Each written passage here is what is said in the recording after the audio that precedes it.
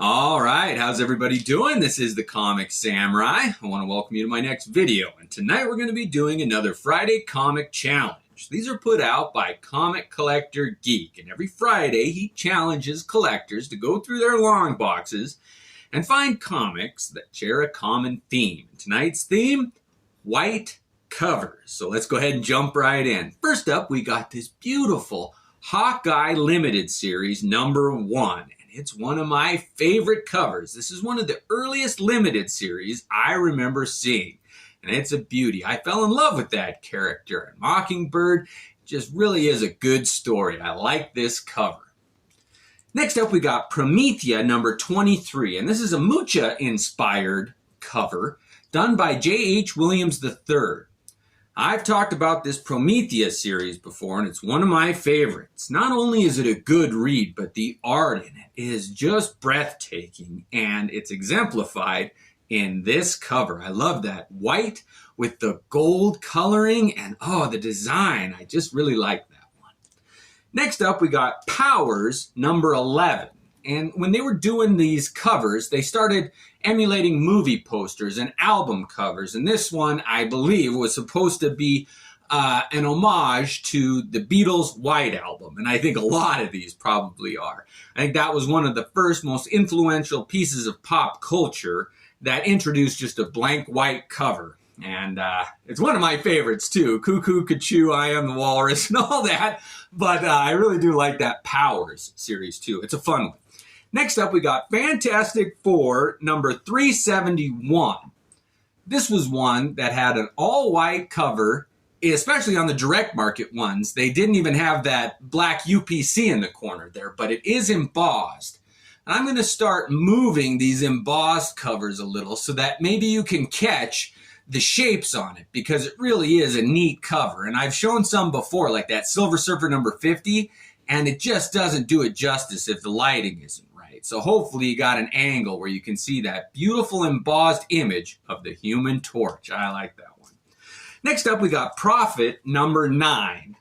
And Stephen Platt is one of my all-time favorite artists. He really changed the game. And this one, what a beautiful image. He really likes, one of his biggest tropes is to use a circle, either a moon or a sun or just a shape, behind his figures, and he did a great job on this one. I really like that juxtaposition of the huge male figure and then that sleek, slender female figure in front of him. Oh, what a great cover that is. Next up, we got She #1, and these were put out, I believe, by Bill Tucci, was the writer and artist on these. And it was one of the earlier covers of an independent comic that got mainstream. It was kind of became a theme in the 90s to have these strong female figures, and kind of an Asian-based one, too. There were a lot of them, but this was my favorite iteration. And I happened to find another copy of that #1, and I think they call these virgin covers, where there's no trade dress, there's no title on it. And I don't have very many of them, because I like to know what issue number I've got and what the title is. But this was one that I like that one. I thought it was a well treatment of a white cover. Next up, we got Faust, Love of the Damned, #5. They call it Act 5. But these were put out by Tim Vigil, was the artist. And anytime he does work, I get it. He's just one of the most talented graphic artist who's not afraid to push the envelope. I mean, his stuff sometimes goes beyond rated R. And this was a cover that they had to put a white piece in front of, because inside is graphic. But I like how they did the treatment, so you get a glimpse that, hey, this is not for everybody. But it's a well done white cover. Next up, we got JLA #67. And this one just caught my eye. I really like that image. It kind of brings the memory of The Birds, the movie by, the guy who did Psycho. Come on, I can't believe I can't think of his name. But anyway, I'll think of it. But I like this cover with the Martian Manhunter and that raven standing on his head. It really does spark the imagination. And here's another JLA, #90. Hitchcock, come on. Okay, Alfred Hitchcock is what that one reminded me of. Anyway, I like this one too. JLA #90. This one features Batman's hand, of course, and Wonder Woman's, and they're about to hold hands. Is there a romance going on? I don't know, but it begs the question. And that white, that also implies wedding and things like that. So what's the relationship? What's going on? Next up, we got Iron Man number 219. And this one is probably one of the most famous white covers. And it features the introduction, first appearance of the villain called the Ghost. And he was a really good villain to play off of Iron Man. He had armor also, but his powers, let's say, are quite different than Iron Man's. And one of them is invisibility. I think he can phase through things, and it's just, he's a great villain, and I love this cover. What a beautiful use of white space. Next up, we got New Teen Titans, number 39, done by the great George Perez.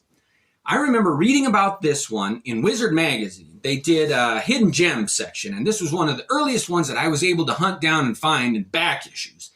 And it kind of tells the Wally West and Speedy, no, not Speedy, well, the Green Arrow's helper, whatever, sidekick, they both decide to quit, and they lay down their costumes, and they end up coming back right away. But why can't I think of that?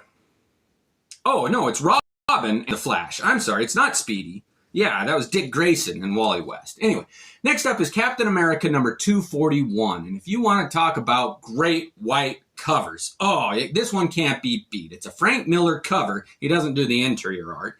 But this is one of the most iconic white covers that I've ever seen. That juxtaposition of Captain America, the good Boy Scout type, always do good, and the Punisher, Marvel's darkest vigilante superhero, facing off a gun against Captain America, who's got his shield taken away. Oh, Frank Miller did a great cover right here. Next up, we got Daredevil number 187, and it's another Frank Miller cover. This one, it just magnifies what Daredevil's going through. It gets that emotion across, and that's the sign of a good cover, when it can convey a powerful emotion, and you really feel for Daredevil on this one. Next up, we got Roach Mill, number 1, put out by Blackthorn Publishing. And I don't have many comics put out by that publisher. But this was a series that I actually really enjoyed. That character, Roach Mill, was interesting. He's kind of a bounty hunter or a private investigator, but he's got a different power set than you're used to, but I really like this cover. And finally, I saved the best for last. I got Batman Black and White, issue 3, and I chose this one because Barry Windsor Smith always does a good job, and sometimes he gets so detail oriented that it gets lost in the mess of it. But this one, with the stark black and white and just a little hint of color, that red sets it off. And what a great cover this was to end with. I hope you guys enjoyed these white covers. They were my favorites. I want to see what yours are. Thanks again, and have a great night.